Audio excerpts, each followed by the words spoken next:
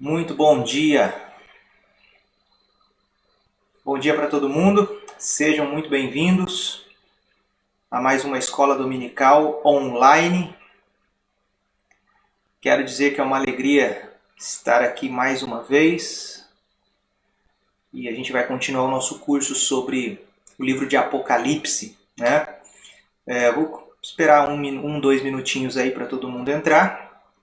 Daqui a pouquinho a gente já começa a nossa aula. Enquanto isso, deixe o seu bom dia aí nos comentários. Se você tiver algum pedido de oração, deixe seu pedido de oração também. Nós estaremos orando no final da aula. E é isso. Sejam muito bem-vindos a mais uma escola dominical, mais uma aula, né, da nossa igreja.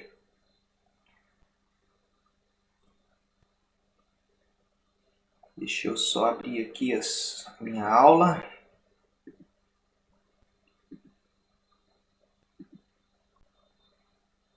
Tá todo mundo me ouvindo bem? O áudio está bom? A imagem está boa? Deem um ok aí, por favor.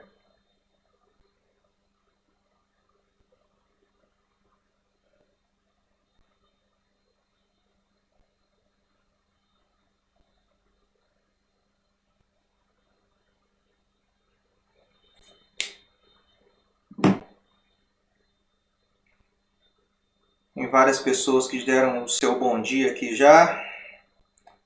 Gil, André, Cláudia, Juliano, Corrine, Rosane, Sirimar, Lina, Rebeca, Maria Helena, Val, a Meg, Vânia, Renan. Sejam muito bem-vindos. Bom dia para todo mundo. Ok. Vamos começar a nossa aula de hoje? A gente vai começar... Eu quero começar com uma oração e depois a gente começa a falar sobre o que nós temos para falar hoje. Senhor Deus, muito obrigado, Pai, por esse dia. Obrigado por mais esse domingo que o Senhor nos concede. Obrigado pela graça do Senhor. Graça que não apenas nos salvou dos nossos pecados, da ira de Deus, mas a graça também que nos sustenta dia após dia. Graça que sustenta a nossa vida, a nossa história. Graça que cuida de nós, que supre as nossas necessidades. Nós reconhecemos nessa manhã, ó Deus, que tudo que nós temos e tudo que nós somos vem do Senhor. É graça, é misericórdia do Senhor sobre as nossas vidas. Fica conosco nessa manhã, ó Deus. Perdoe os nossos pecados. Tira do nosso coração aquilo que não agrada ao Senhor. Limpa-nos, purifica-nos, santifica-nos, para que nós possamos ser cada dia mais parecidos com Teu Filho Jesus Cristo. Ó Deus, abençoe a aula de hoje, fala conosco, que o Teu Santo Espírito ilumine a nossa mente, o nosso coração, para que possamos entender a Tua Palavra e que o Senhor esteja aplicando essa Palavra na nossa vida para que nós possamos viver à luz dessa Tua Palavra. Deus, nos abençoe, nos ajude, fica conosco. Eu oro em nome de Jesus. Amém. Ok, vamos lá. Bom dia para quem entrou agora. Sejam bem-vindos e hoje é a nossa quarta aula sobre o livro de Apocalipse. Tá? A gente já falou, a primeira aula foi uma introdução geral do livro e nós vimos que Apocalipse ela pode ser, na verdade ela tem 3 gêneros literários, né? Ela é uma literatura apocalíptica, como o próprio nome diz.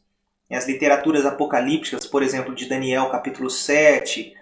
são literaturas muito conhecidas naquele período, naquela época, que a literatura apocalíptica ela usa várias imagens, vários símbolos para trazer uma mensagem, para mostrar o Deus soberano sobre toda a história e aquilo que Deus vai fazer. Então, uma literatura apocalíptica é uma literatura cheia de símbolos, cheia de imagens, que era muito conhecida naquela época. Mas Apocalipse, além de ser uma literatura apocalíptica, ela é também uma profecia. Né? Ela é uma profecia e então, se você olhar para os profetas do Antigo Testamento, você vai ver como que as profecias funcionavam. Né? Profecia não significa adivinhar o futuro. Profecia significa simplesmente... os profetas eram chamados por Deus para trazer uma mensagem de Deus para o povo, chamando o povo ao arrependimento, chamando o povo para se voltar para Deus. Né? Então isso eram as profecias naquela época. E Apocalipse também é considerado uma carta. Né? É uma carta escrita para 7 igrejas da Ásia. Né? Aquelas 7 igrejas que são descritas ali em Apocalipse 2 e 3.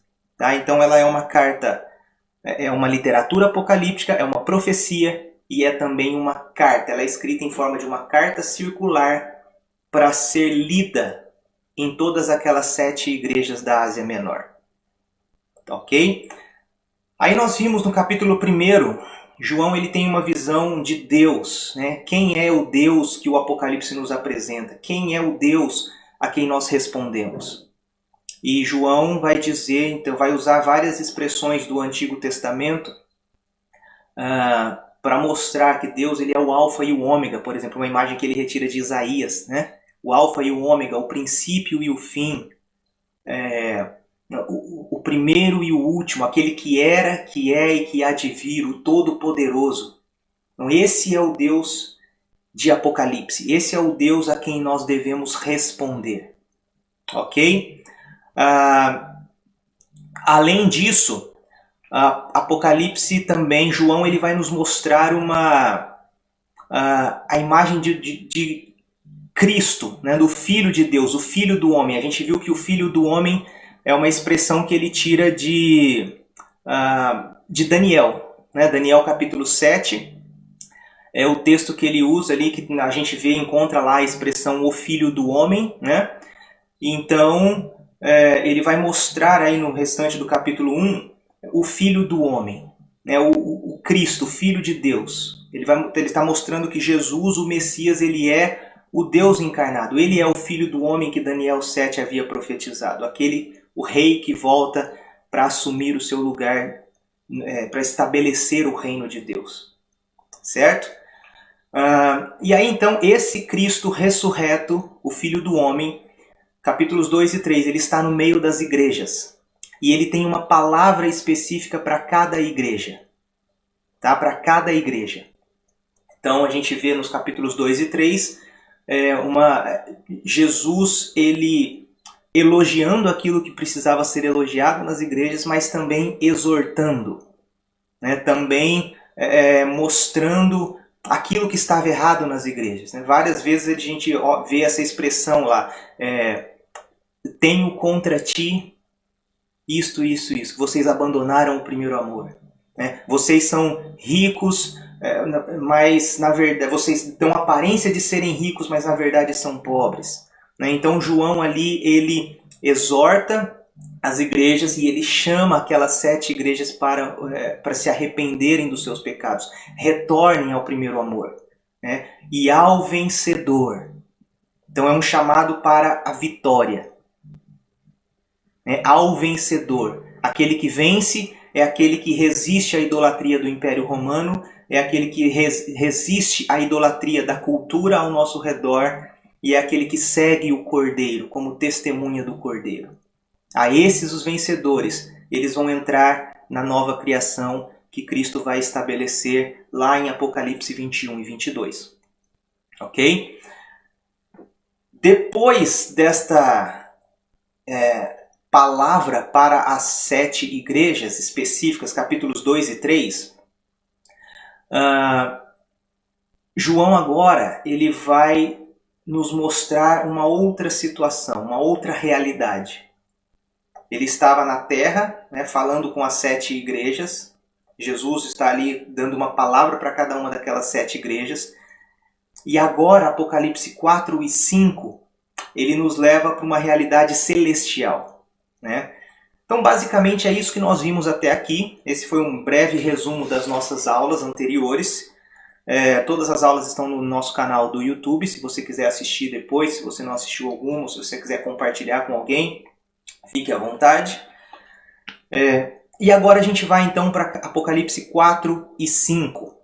E ali nós temos uma visão da sala do trono, capítulo 4 e 5, uma visão do céu. Né? Depois que João nos mostra essa visão do Cristo ressuscitado no meio das igrejas, com o seu povo ali na terra, em Apocalipse 2 e 3, agora João ele é levado para o céu. Apocalipse capítulo 4 e 5. Então, primeiro ele mostra a situação daquelas 7 igrejas, a forma como Cristo enxerga aquelas 7 igrejas e a mensagem que Cristo tem para aquelas 7 igrejas no contexto em que elas estão vivendo ali na terra naquele período. E agora, capítulos 4 e 5, nós temos uma visão da soberania de Deus no céu. Tá? E o autor Richard Bauckham, ele escreve assim, que é esta visão da soberania de Deus no céu, capítulos 4 e 5, que torna possível a João ampliar a perspectiva de seus leitores sobre a própria situação, colocando-a dentro do contexto mais amplo do propósito universal de Deus, de superar toda a oposição ao seu governo e estabelecer o seu reino do mundo. João agora, ele pega aquela situação específica daquelas 7 igrejas na terra e ele agora vai levar aquelas igrejas a compreenderem o contexto maior em que elas estão inseridas. O reino de Deus, a soberania de Deus, como ela é percebida no céu. E aí o Richard Bauckham ele escreve assim, no capítulo 4 de Apocalipse, a soberania de Deus ela é vista como já é totalmente reconhecida no céu. A soberania de Deus ela é plenamente reconhecida no céu. E isso a estabelece como a verdadeira realidade que no final também deve prevalecer na terra. Aquilo que João vê no céu, capítulos 4 e 5, é o que precisa acontecer na terra, é o que será estabelecido na terra também. Aquela soberania de Deus que já é uma realidade no céu, capítulos 4 e 5, se tornará também uma realidade na terra. Richard Bauckham ele continua escrevendo assim, na terra, os poderes do mal desafiam o papel de Deus e até se disfarçam como o poder supremo sobre todas as coisas, reivindicando a divindade. Mas o céu é a esfera da realidade última. O que é verdadeiro no céu deve se tornar verdadeiro na terra.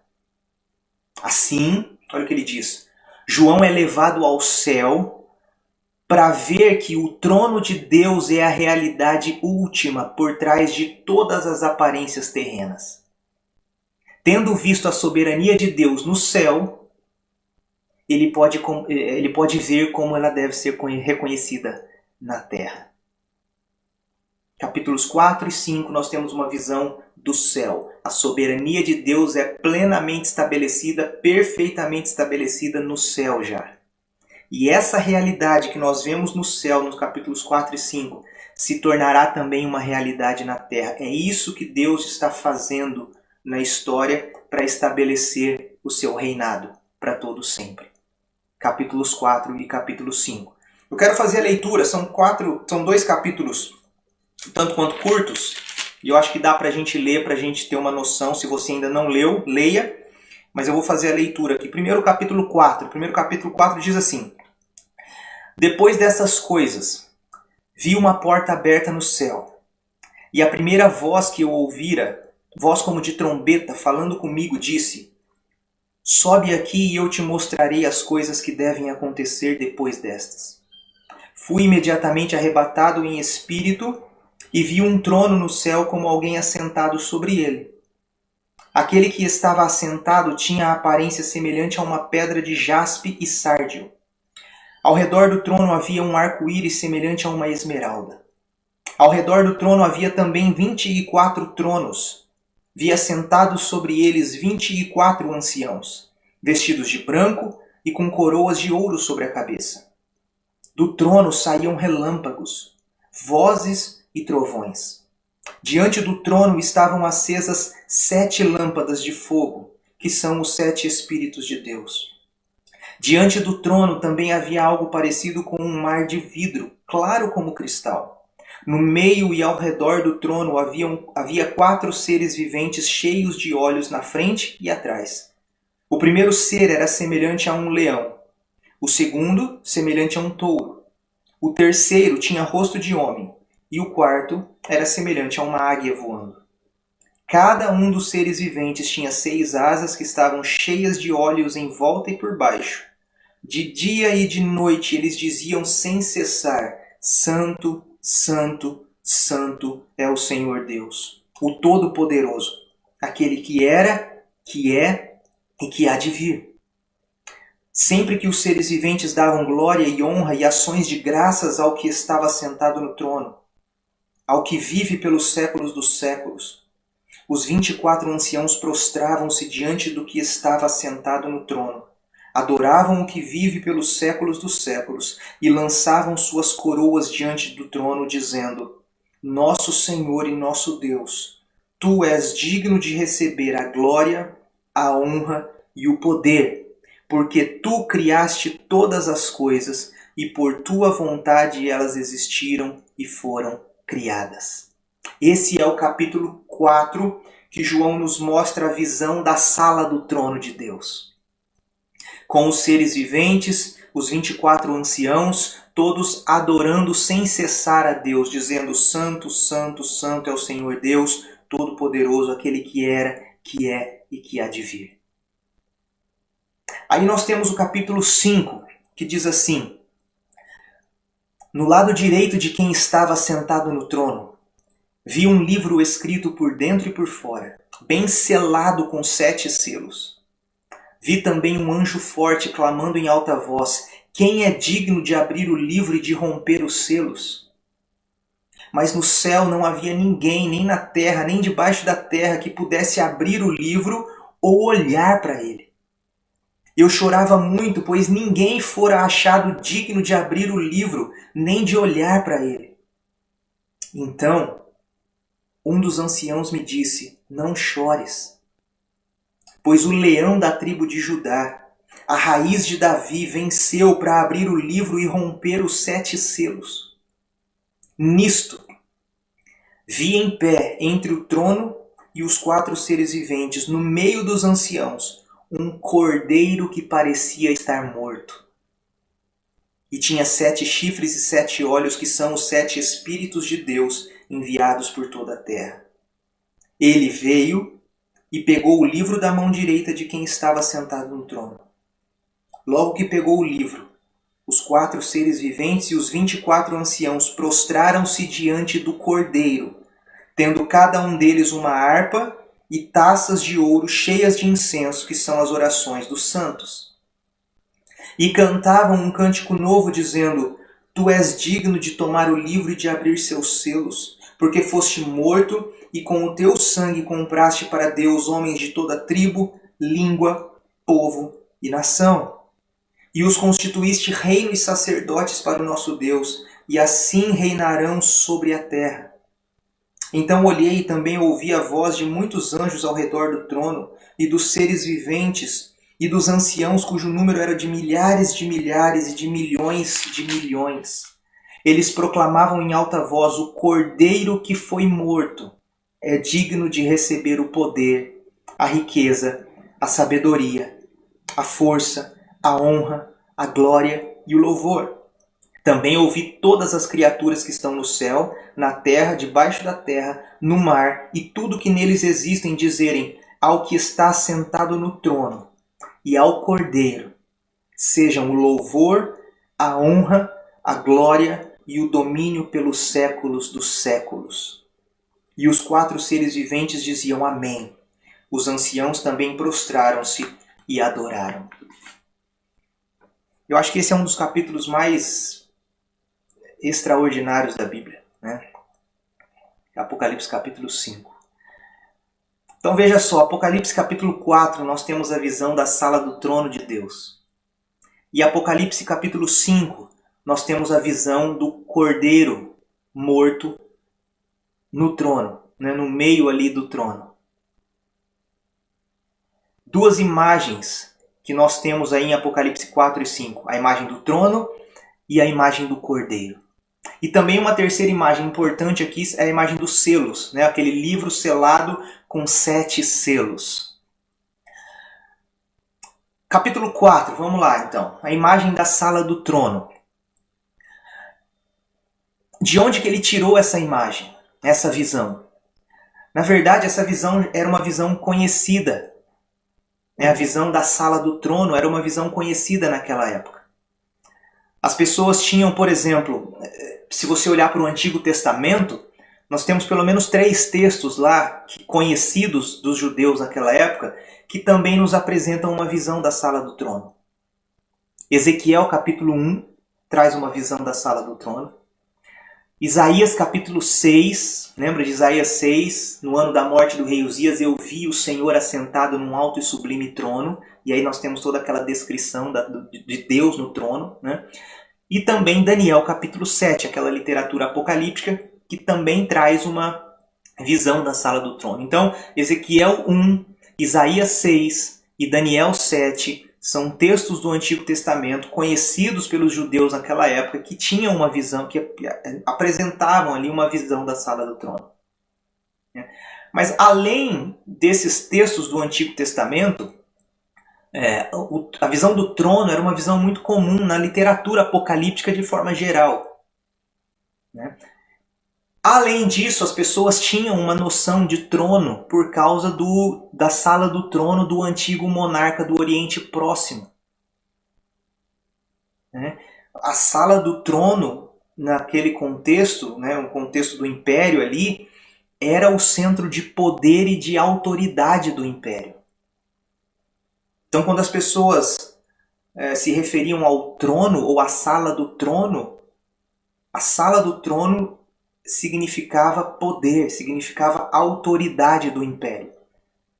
E era muito comum, então, esses textos do Antigo Testamento, e também era muito comum na literatura apocalíptica, que João faz uso aqui no livro de Apocalipse. E qual que é o simbolismo principal dessa visão da sala do trono? O que João... Na verdade, em todas elas, todos os textos do Ezequiel 1, Isaías 6, Daniel 7 e agora Apocalipse 4, o que eles estão querendo transmitir? João, aqui em Apocalipse, ele está mostrando agora no capítulo 4 que é Deus e não o Império Romano, não Roma, que possui o domínio soberano sobre toda a criação e possui controle sobre toda a história.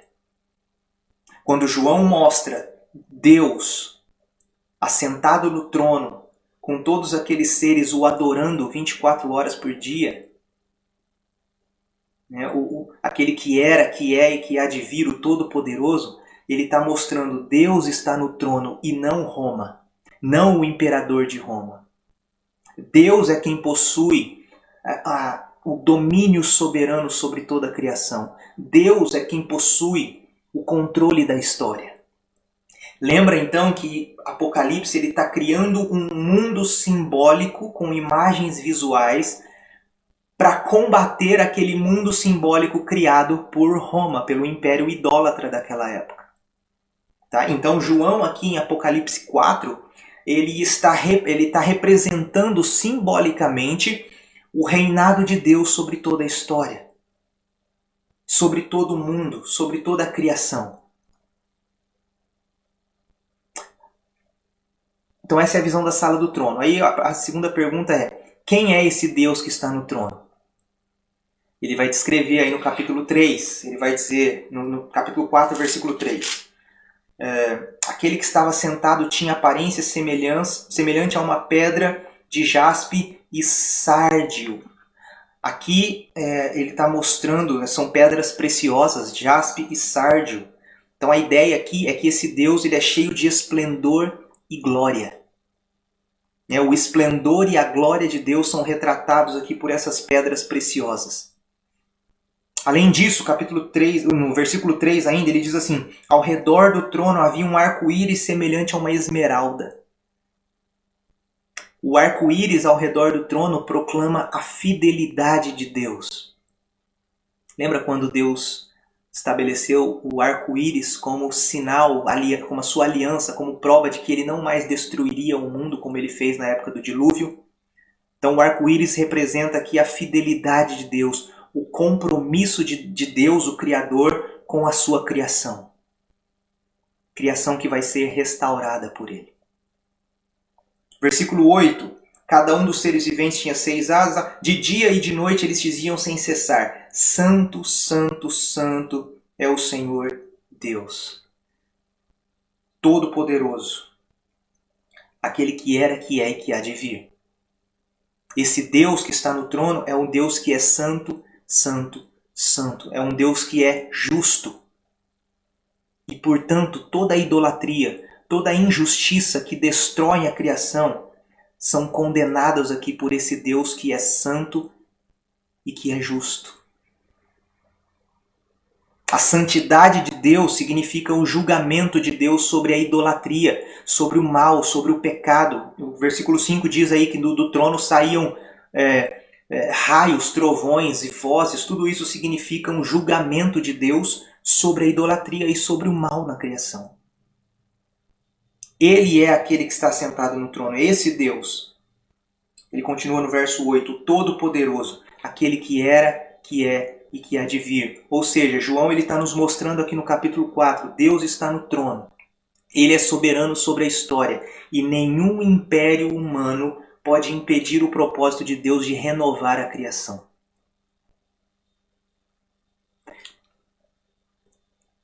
O capítulo 4 também nos mostra a resposta daqueles seres viventes, dos anciãos, das criaturas ali ao redor do trono. A resposta deles diante do esplendor e da glória de Deus é a adoração, é o culto. Nós temos aí descrito uma comitiva real, os 4 seres viventes, os 24 anciãos, e João ele descreve que esses seres eles estão em constante adoração. A gente vê também essa realidade em Isaías capítulo 6, os serafins ali de Isaías que proclamavam santo, santo, santo. Ezequiel 1, a figura dos querubins. Então aqui em Apocalipse essa figura dos 4 seres viventes. A existência deles todas é marcada pela adoração, pelo culto a Deus. Tá? Então a gente tem aqui essa adoração deles. O refrão da adoração se expande, que vai aumentando. Começa com os 24 anciãos e os anjos. Olha lá no capítulo 5, de 8 a 11. Logo que pegou o livro, os 4 seres viventes, os 24 anciãos, prostraram-se diante do Cordeiro, tendo cada um deles uma harpa e taças de ouro cheias de incenso, que são as orações dos santos. E cantavam um cântico novo, dizendo: Tu és digno de abrir o livro, de tomar o livro e abrir os selos. Porque foste morto e com o teu sangue compraste para Deus homens de toda tribo, língua, povo e nação. Depois essa adoração ela se expande para todas as criaturas. Capítulo 5, verso 13. Também ouvi todas as criaturas que estão no céu, na terra, debaixo da terra, no mar e tudo que neles existem, dizendo: Ao que está sentado no trono e ao Cordeiro sejam o louvor, a honra, a glória e o domínio pelos séculos dos séculos. Então esse refrão da adoração a Deus começa ali com os 4 seres viventes, os 24 anciãos, com os anjos e depois todas as criaturas no céu e na terra se juntam a uma voz, dizendo ao que está sentado no trono e ao Cordeiro sejam o louvor, a honra, a glória e o domínio pelos séculos dos séculos. É interessante essa adoração, esse culto que nós vemos aqui em Apocalipse 4 e 5. Se a gente pensar como que são os nossos cultos hoje em dia, nas nossas igrejas. Em muitas igrejas, existe uma diferença muito grande entre o culto em Apocalipse e o culto de hoje. Aqueles cultos que você vê na televisão, por exemplo. Em Apocalipse a gente tem um culto extremamente completamente teocêntrico, ou seja, um culto centrado na glória de Deus. Eles se prostram diante de Deus e eles adoram a Deus. Infelizmente, muito tem se perdido hoje em dia. Hoje a gente tem um culto que é ameaçado por uma cultura humanista como a nossa. Um culto antropocêntrico, ou seja, centrado no eu, centrado nas minhas necessidades. Muita gente não vai na igreja para exaltar e magnificar o esplendor e a glória de Deus, mas vai na igreja para tentar receber alguma palavra que ajude em alguma necessidade que ela tem. Eu não vou para adorar o Cordeiro, eu vou para ver se tem alguma coisa boa para mim. O culto se torna antropocêntrico. A adoração de Apocalipse 4 e 5 é uma adoração, ela é vista como um dever que eles têm de adorar a Deus por causa de quem eles eram. Nós sabemos quem somos diante do Deus Todo-Poderoso e por isso nós o adoramos. Hoje a nossa adoração, o nosso culto é marcado por uma sociedade consumista. E as pessoas não vão à igreja por convicção, mas vão à igreja para consumir, como se elas estivessem num mercado. Consumindo louvor, consumindo boa música, consumir pregação, consumir atividades, consumir tempo ali de lazer para as crianças. É uma cultura consumista que tem entrado nas igrejas. Então aqui a gente tem uma diferença, O culto em Apocalipse é um culto teocêntrico, centrado na glória de Deus. Como dever, nós sabemos quem somos e nós sabemos quem Deus é. Por isso nós prostramos e adoramos. É um culto preocupado com a lealdade dos seus servos, das criaturas. A quem você serve? Quem é o Deus que você serve? Quem é o Deus que você deve responder? É um culto que envolvia total submissão, fidelidade absoluta e completa obediência para toda a vida, em toda a vida. Então aqui a gente vê um contraste nesse contexto. O culto a Deus ou a adoração aos ídolos do império. É isso que João está ensinando aqui, está colocando, está exortando. Capítulos 4 e 5 é um chamado para abandonar todas as falsas divindades, todos os ídolos, incluindo César, que afirmava ser o Senhor, que afirmava governar o império mundial e eterno. João está dizendo, olha, você precisa renunciar a isso, rejeitar isso, e rejeitar toda a idolatria do poder e da riqueza, da cultura, do império. Deus está no trono, e é a Ele que nós adoramos. João ele mostra aqui em capítulo 4 que essa soberania, esplendor, o governo de Deus já é uma realidade nos céus. Então, no capítulo 4 e 5, esse culto que nós vemos acontecendo aqui, essa adoração que nós lemos nos capítulos 4 e 5, João está nos mostrando, olha, o nome de Deus ele já é santificado, exaltado na adoração no céu. O domínio soberano de Deus sobre toda a criação já é reconhecido e já é celebrado no céu. A vontade de Deus já é feita no céu. Lembra da oração do Pai Nosso, quando Jesus ensina os discípulos a orarem? Seja feita a tua vontade, assim na terra como no céu. Ou seja, João está mostrando, a vontade de Deus já é plenamente realizada no céu. E agora ela precisa ser estabelecida também na terra. Seja feita a tua vontade na terra, como é no céu. Isso que é real no céu, em Apocalipse 4 e 5, se tornará real também na terra. Agora, a pergunta que nós fazemos é, mas como isso vai acontecer e quando isso vai acontecer? Apocalipse 5. João ele descreve aqui que o poder de Deus relatado em Apocalipse 4, para restaurar o seu reinado na terra, ele vai dizer, isso já chegou, esse poder chegou. Quando ele usa a imagem no capítulo 5 do cordeiro que foi morto. Então, a gente tem aqui dois símbolos que expressam como isso vai acontecer, né? No capítulo 5. Os selos que precisam ser abertos e o cordeiro. Com relação aos selos, o texto diz que João ele vê um anjo forte segurando um pergaminho na mão, um livro, né? E nesse livro está contido como o governo soberano de Deus no céu se tornará uma realidade na terra. Nesse livro está contido como o reino do fim dos tempos chega na terra.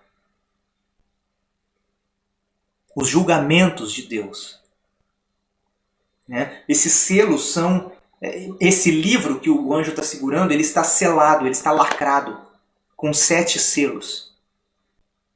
Né? Esses 7 selos são imagens do propósito divino de Deus para o mundo, que está escrito nesse livro. E que está trancado, oculto por selos. E somente alguém autorizado por Deus pode romper os selos e abrir o livro. Quando o livro ele é aberto, quando o pergaminho ele é aberto, o propósito do fim dos tempos é revelado e avança em direção à sua realização final. Ezequiel 2, versículos 9 e 10, e Daniel 12, versículo 4 e versículo 9, também nos falam sobre esse livro. Ezequiel 2 e Daniel 12 falam de um livro que está lacrado, que está fechado, que está oculto. Aquilo que está dentro dele está oculto. E esse livro revela como o propósito de Deus de estabelecer o seu reino no mundo será cumprido nos últimos dias. E agora, em Apocalipse 5, João ele vai nos mostrar o Cordeiro está autorizado a abrir os selos. Agora, aqui em Apocalipse 5, o propósito completo de Deus, que estava escondido em Ezequiel 2 e Daniel 12, o livro estava fechado. Agora, ele é revelado e ele é inaugurado. João ele está nos mostrando, olha, o governo do fim dos tempos chegou, ele está aqui, porque o Cordeiro está autorizado para romper os selos e abrir o livro. Como esse propósito de Deus vai ser realizado? Nós temos pelo menos 3 respostas aqui. Como esse propósito de Deus será realizado? Primeiro, através da vitória do Cordeiro, como tendo sido morto, a morte de Jesus na cruz. Segundo, a imagem dos 7 Espíritos do Cordeiro de Deus enviados por toda a terra, ou seja, o Espírito Santo que foi enviado sobre a terra para implementar a vitória de Cristo do Cordeiro, para implementar aquilo que Jesus realizou na cruz. E terceiro, através do testemunho profético da igreja. É através do testemunho da igreja. E é muito interessante Apocalipse capítulo 5. João diz que no começo ali o livro estava fechado, um anjo segurava o livro e diz que ele chorava muito e se perguntava: quem é digno de abrir o livro e desatar os selos? E não havia ninguém que havia sido considerado digno de abrir o livro. E aí no capítulo 2, no capítulo 5, ele diz assim: então um dos anciãos me disse, não chores, pois o leão da tribo de Judá, a raiz de Davi, venceu para abrir o livro e romper os 7 selos. Olha o que ele ouve dos anciãos, de um dos anciãos. O leão da tribo de Judá, a raiz de Davi, venceu. Isso é o que ele ouve com seus ouvidos. Essas são imagens clássicas da vitória num contexto militar e nacionalista do Messias em Israel. Era assim que eles esperavam que o Messias viesse. Como um grande militar, guerreiro, nacionalista que viria para libertar Israel. Essas são imagens clássicas. O leão da tribo de Judá, a raiz de Davi. Ele ouve isso. O povo está esperando um guerreiro, um militar. Só que aí no versículo 6, ele vê algo diferente. O que ele vê com seus olhos? Ele vê um cordeiro morto no centro do trono. E o que ele está nos ensinando aqui é que é dessa forma que o Messias vence. Não é por meio da guerra, não é por meio do poder militar, não é por meio da força física, mas é por meio da morte do cordeiro. Ele vê um cordeiro morto no centro do trono. E é muito claro, olha, é assim que o Messias vence. Jesus Cristo, ele é o leão da tribo de Judá e ele é a raiz de Davi. São imagens do Antigo Testamento. Ele é o Messias prometido no Antigo Testamento. Mas João o vê agora como um cordeiro. Um cordeiro como tendo sido morto. E aqui nós temos a imagem da cruz. João ele combina duas imagens contrastantes aqui para criar uma nova imagem da cruz. A primeira imagem que nós temos, que ele usa, é a do novo Êxodo. A figura do cordeiro lembra do Êxodo, lá no Antigo Testamento. A libertação do povo do Egito, da escravidão do Egito. E Deus estabelece ali a Páscoa. Eles tinham que comer o cordeiro, sacrificar um cordeiro e comer o cordeiro como lembrança daquilo que Deus havia feito, libertado o povo do Egito da escravidão. E aqui João vê o cordeiro pascal, o cordeiro de Deus, como tendo sido morto. Esse cordeiro que conquista e liberta da idolatria. Está apontando aqui para um novo êxodo. Mas também a gente tem a imagem de uma guerra messiânica. Quando um dos anciãos diz, olha, o leão da tribo de Judá venceu. A raiz de Davi. São imagens que remetem a uma guerra messiânica. Um novo símbolo da vitória messiânica. O que João está fazendo aqui, ele está trazendo uma redefinição de poder. O poder agora não é mais pela força, pela arma, pela guerra, mas é pela morte do cordeiro.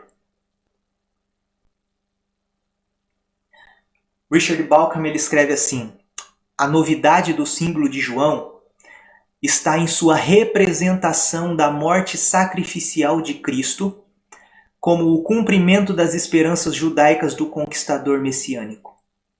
Sem dúvida, ele diz, o cordeiro pretende sugerir principalmente o cordeiro pascal, pois durante todo o Apocalipse, João representa a vitória do cordeiro como um novo êxodo, a vitória que forma o novo Israel.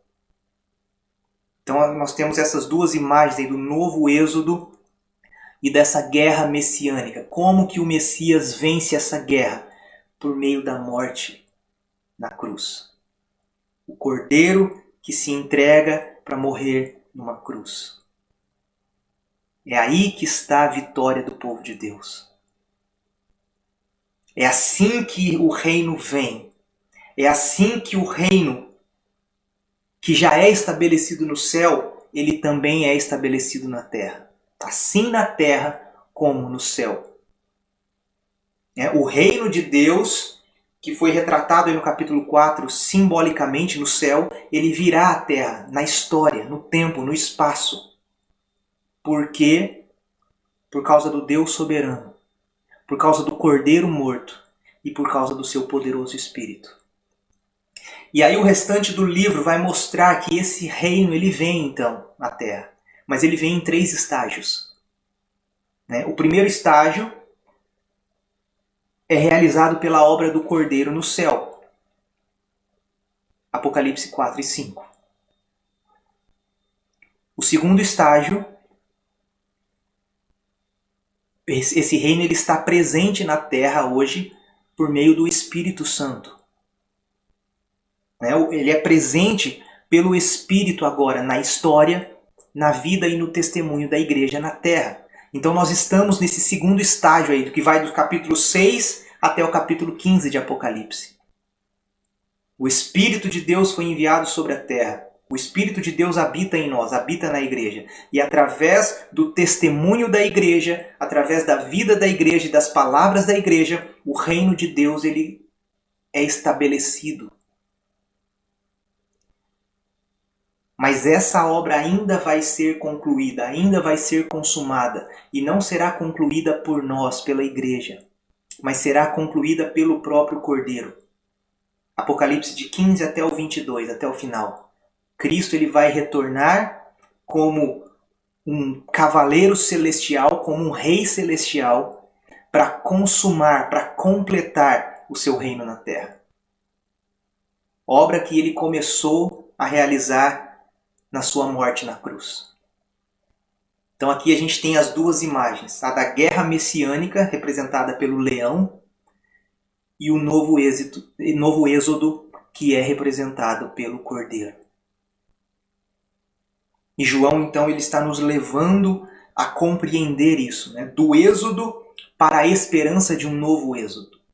Então aqui veja então que todo o pano de fundo é o Antigo Testamento, né? Ele está nos lembrando lá do êxodo. A redenção e o êxodo que aconteceu, a libertação que aconteceu sob a liderança de Moisés. Só que lá naquele primeiro êxodo, no Antigo Testamento, a gente vê também o fracasso, né? A idolatria e o exílio de Israel. Eles se voltaram contra Deus de novo. O êxodo lá do livro de Êxodo, de Moisés, não conseguiu libertar Israel da idolatria. Pouco depois, quando eles ainda estavam no deserto, já começaram as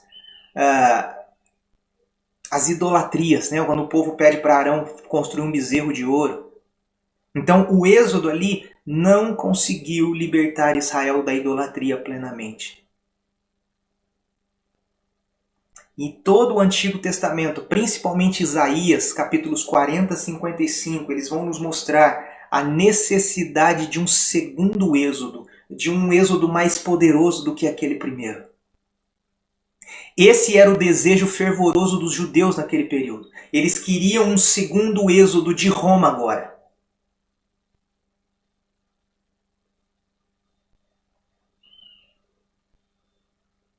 Apocalipse, agora João ele escreve Apocalipse para nos mostrar, olha, esse novo êxodo ele veio. Ele está chegando, já é chegado. Mas ele vem de maneira que você não esperava. Ele vem por meio do Cordeiro que foi morto. Se você ler o restante de Apocalipse, você vai ver que todas essas imagens do Êxodo são descritas aqui em Apocalipse. Né? Quando os selos são abertos, quando as trombetas tocam, quando as taças, né, ali no período das taças, você vê várias pragas egípcias.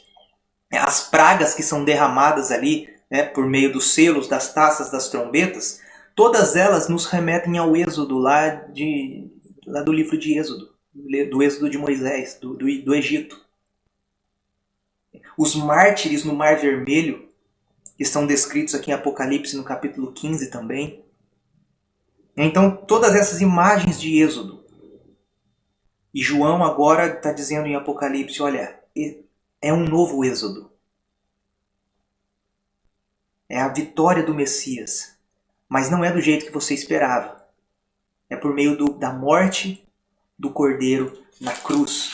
Ele diz lá no capítulo 1 de Apocalipse, versículo 5, e da parte de Jesus Cristo, o primogênito dos mortos e o príncipe dos reis da terra, que é a fiel testemunha, aquele que nos ama e nos libertou dos nossos pecados pelo seu sangue. O Cordeiro que nos libertou dos nossos pecados pelo seu sangue. Uma imagem do Êxodo. Capítulo 5, versículos 9 e 10. Olha o que João diz. E cantavam um cântico novo, dizendo: Tu és digno de abrir o livro, de tomar o livro e de abrir seus selos, porque foste morto e com o teu sangue compraste para Deus homens de toda tribo, língua, povo e nação, porque foste morto e com o teu sangue compraste para Deus homens de toda tribo. Ou seja, a imagem do Êxodo, o cordeiro que foi morto e que nos comprou com o seu sangue. João está mostrando aqui que esse cordeiro é aquele que traz a vitória sobre todos os deuses, sobre toda a idolatria de Satanás, a idolatria do Império Romano. E é ele que destrona, que tira do trono a besta que assumiu o trono do dragão, Apocalipse 13. João está nos mostrando aqui que o cordeiro morto, através do seu sangue, ele nos liberta, ele liberta o povo de Deus de toda a idolatria da cultura, de toda a idolatria do império. E agora nós somos chamados aqui na terra, capacitados pelo Espírito Santo, a testemunhar essa libertação da idolatria, a testemunhar a obra do Cordeiro, através das nossas vidas e através das nossas palavras, e através da nossa adoração ao Deus verdadeiro. Essa vontade de Deus já é plenamente realizada no céu, Apocalipse 4 e 5. Mas agora no restante, Apocalipse de 6 até o final, ele vai mostrar como essa vontade, essa soberania de Deus, ela vai ser plenamente estabelecida também na terra. Ela já começou a ser estabelecida na morte do Cordeiro. Ela continua agora no testemunho da igreja, capacitado pelo Espírito Santo. E ela vai ter um final, Apocalipse 21, 22, quando Cristo retornar.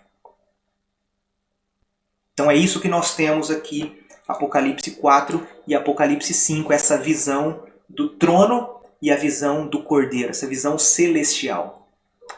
E agora nós oramos que a vontade de Deus seja feita na terra, assim como ela é no céu.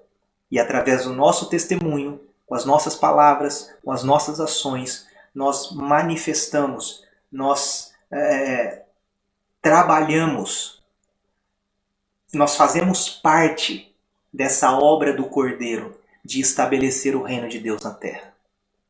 Ok? Eu vou parar por aqui. Quero agradecer a todos os que participaram até agora. E lembrando que à noite, às 7 horas, nós temos culto. Tá? Às 7 horas nós temos culto. Será transmitido aqui também na nossa página do Facebook. Todos são convidados aí para participar, ok? Gente, muito obrigado pela presença de vocês. Espero que tenha sido mais uma aula útil, né? Que tenha ajudado aí na sua compreensão da palavra de Deus, do livro de Apocalipse. Semana que vem, às 10 horas, a gente continua com a nossa 5ª aula de Apocalipse. A gente tem ainda algumas aulas para fechar todo o livro de Apocalipse. Tá bom? Gente, Deus abençoe muito. Eu vou fazer uma oração para a gente encerrar. E nós nos encontramos novamente às 7 horas da noite, aqui para o nosso culto. Tá bom? Deus, muito obrigado, Pai, por esse dia. Obrigado por esta aula. E eu peço em nome de Jesus que o Senhor aplique essa palavra no nosso coração. E que nós possamos ser capacitados pelo Teu Espírito Santo para testemunhar com a nossa vida, com as nossas palavras, com as nossas ações, essa obra do Cordeiro. Que nós possamos fazer parte, como testemunhas do Senhor, dessa obra de implementar o reino de Deus, como é no céu, aqui na terra. Nós oramos em nome de Jesus. Amém. Gente, fiquem com Deus. Deus abençoe e até a próxima.